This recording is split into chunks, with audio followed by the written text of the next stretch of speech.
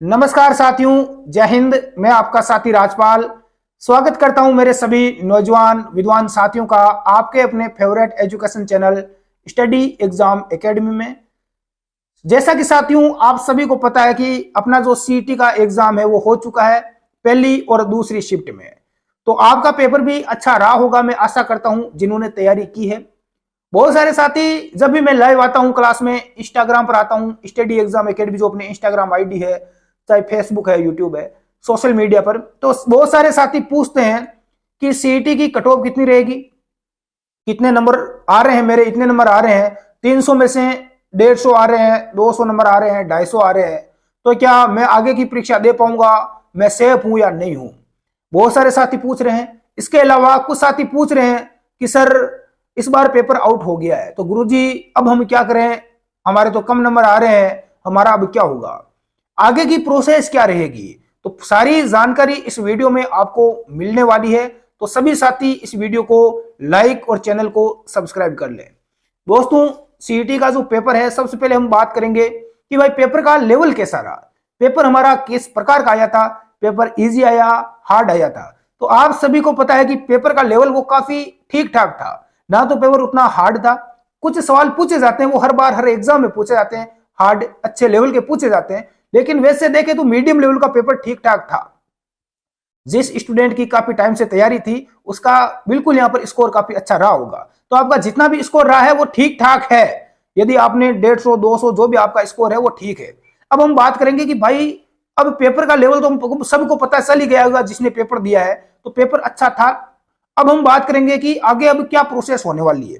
दोस्तों, जो ये सीईटी का पेपर आपने दिया है, इस पेपर का जो रिजल्ट आएगा उसके बाद में इसकी आंसर क्या आएगी, रिजल्ट आएगा। रिजल्ट आने के बाद इसकी मान्यता है वो केवल 1 वर्ष की रहेगी, यानी कि 1 साल तक इसकी आपकी मान्यता है। 1 साल के बाद में पुनः यदि आप नौकरी नहीं लगते हैं तो आपको ये पेपर वापिस देना पड़ेगा। ये तो देखो अभी ग्रेजुएशन लेवल वाले बच्चों का हुआ है।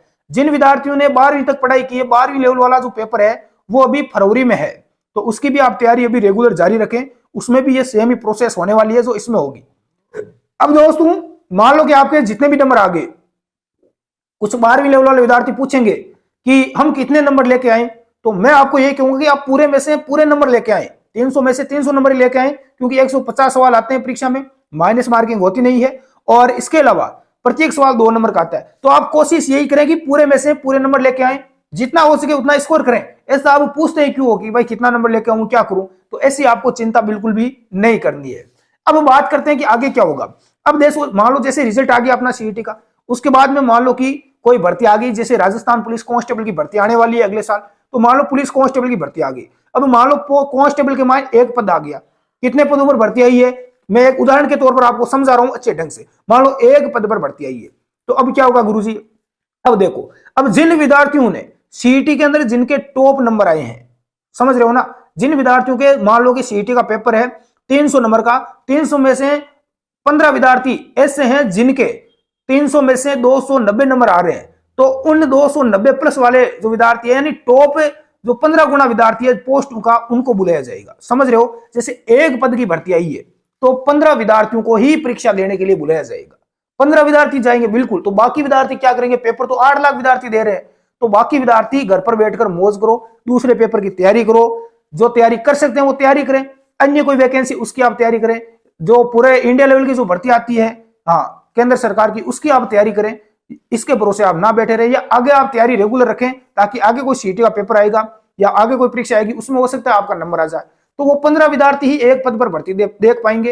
यानी कि 4-5 हजार पदों पर भर्ती आएगी तो 4-5 हजार का 15 गुना कर लो, उन जो टॉप विद्यार्थी है उनको ही बुलाया जाएगा। तो ये चीज आपके समझ में आ गई होगी। इसे गुरुजी सीईटी लागू करने का फायदा क्या हुआ, इसमें देखो 2 फायदे हुए। एक फायदा ये हुआ, सीईटी में नुकसान भी है और फायदा भी है। नुकसान क्या है वो मैं बाद में बात करूंगा और आपको भी पता चल जाएगा, लेकिन फायदा ये है कि इससे हुआ क्या, इसमें पेपर आपको 1 साल में 1 देना पड़ा। जो विद्यार्थी पढ़ाई नहीं करते, तैयारी नहीं करते, उनको सीधा साधा नुकसान है और एक फायदा भी। कैसे नुकसान क्या है, नुकसान तो यह है कि वो आगे आने वाली कोई परीक्षा नहीं दे पाएंगे, केवल 1 सीईटी का पेपर दे पाएंगे। ठीक है गुरुजी। अब उनको फायदा क्या, फायदा यह है कि उनको बार बार तो ना तो ज्यादा तैयारी करनी पड़ेगी और ना उनको बार बार परीक्षा देने जाना पड़ेगा। तो परीक्षा देने जाना नहीं पड़ेगा, घर वाले भी परेशान नहीं करेंगे और ज्यादा किराया भाड़ा भी नहीं लगेगा। तो ये आपको यहाँ पर फायदा है जो पढ़ाई नहीं करते हैं, क्योंकि सीईटी का पेपर 1 साल में 1 बार होगा, तो 1 साल में एक पेपर दे दिया और 1 साल पूरी फ्री। अब देखो आगे मान लो गुरुजी कोई दूसरी परीक्षा आ गई, तो दूसरी पटवारी की आ गई, पुलिस की आ गई, तो आप उस परीक्षा दूर पहुंचोगे नहीं, क्योंकि आपके सीटी में अच्छे नंबर आएंगे नहीं, तो आप वो पेपर दे ही नहीं पाएंगे। तो आप 1 साल के लिए बिल्कुल फ्री हो। तो ये आपको एक बहुत अच्छा बेनिफिट है जिन लोगों की तैयारी बिल्कुल भी नहीं है। तैयारी करने वाले विद्यार्थियों को अच्छा शानदार मौका है। जो पढ़ाई करते हैं उनके लिए सीटी बहुत ही शानदार है। कैसे है? जिनके अच्छे नंबर आएंगे सीटी में, वो आगे जो जितनी भी परीक्षा आएगी वो परीक्षा में बैठ पाएंगे, क्योंकि उनके नंबर बहुत ही अच्छे आए हैं। तो ये फायदा होगा भाई सीटी में मेहनत करने वालों को।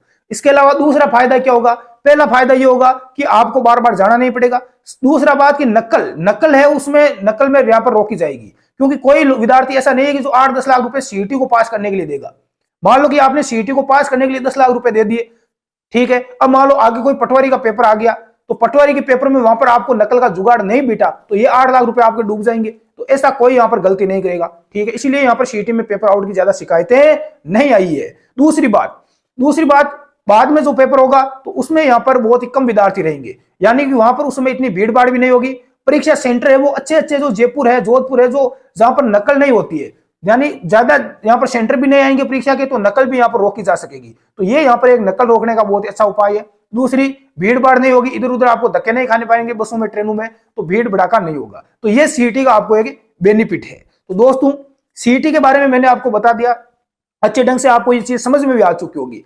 फिर भी आपको यदि डाउट है तो आप पूछ सकते हैं। तो भाई मैं आपको यही कहना चाहूंगा, जो भी मेरे साथी तैयारी कर रहे हैं, जिनका 12वीं लेवल का भी सीटी का पेपर बाकी है, और जो फालतू में कुछ विद्यार्थी फॉर्म भर देते हैं और परीक्षा देने चले जाते हैं, तो ऐसा आप टाइम पास ना करें, क्योंकि अब आपको बिल्कुल भी कोई मौका नहीं है। क्योंकि अब आपका केवल सीईटी का पेपर 1 साल तक लगेगा, 1 साल तक मान्यता रहेगी, 1 साल बाद फिर आपका सीईटी का पेपर होगा। फिर यदि इसमें ज्यादा नंबर आ रहे हैं, उसमें कम आ रहे हैं, तो ये समस्या चलती रहेगी। इसलिए आप मेहनत करें, तभी आपका कुछ आगे होने वाला है, नौकरी लगोगे। अन्यथा 1 साल पेपर देना, 1 साल बाद फिर बैठे रहना, 1 साल तक तैयारी करना। इससे अच्छा है कि आप केंद्र सरकार की एसएससी जीडी वगैरह की और भी बहुत सारी भर्तियां, रेलवे वगैरह की, उनकी भी आप तैयारी करते रहें, ताकि आपको ये सीईटी से ना गुजरना पड़े। इसका सिलेबस है काफी लंबा चौड़ा है, और भी आरएस की है, एसआई की है, तो उनमें यहाँ पर सीईटी लागू नहीं है, तो उनकी भी आप तैयारी करें, क्योंकि उनमें वैसे ही 2 पेपर होते हैं, तो कोई दिक्कत नहीं है। तो दोस्तों यहां से आपके सीईटी है वो अच्छे ढंग से समझ में आ गई होगी कि सीईटी लागू करने का फायदा किसको है। जो बच्चे मेहनत करते हैं उनको सीईटी का 100% फायदा मिलेगा।